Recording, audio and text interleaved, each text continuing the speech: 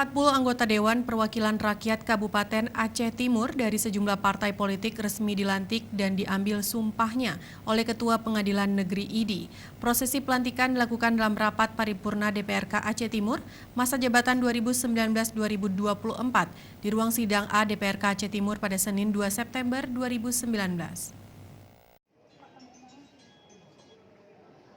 Beginilah situasi Gedung Aula Guna Dewan Perwakilan Rakyat Kabupaten Aceh Timur yang dipadati para keluarga dan kerabat anggota Dewan Perwakilan Rakyat yang terpilih pada April pemilihan legislatif tahun 2019. Sebanyak 40 anggota dewan terpilih dari masing-masing partai politik lokal maupun nasional yang berhasil merebut kursi Dewan Legislatif 2019-2024 pada Senin 2 September 2019 resmi dilantik.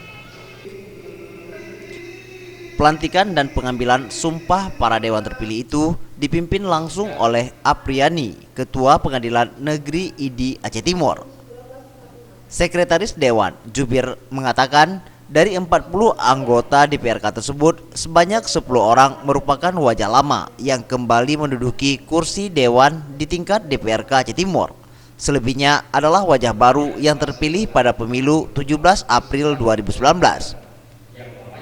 Sekwan menambahkan bahwa pihaknya mengucapkan terima kasih kepada semua pihak yang telah menyukseskan acara pelantikan tersebut hingga berjalan dengan lancar, aman dan sukses hingga selesai.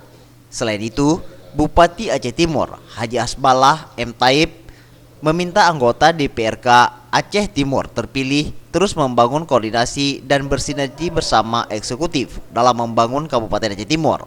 Hal ini dipandang perlu demi terwujudnya kemitraan yang setara dalam posisi sama sebagai penyelenggara pemerintah daerah.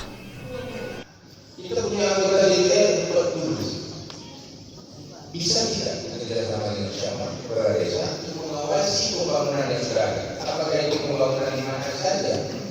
Apakah APBN, APBD, PPD provinsi, atau dana desa sendiri? Yang mereka lah di desa dengan sistem musyawarah. Dan kita lihat pembangunan yang baru dan pembangunan yang sudah ada. Dari Aceh Timur, Tim Liputan Aceh TV.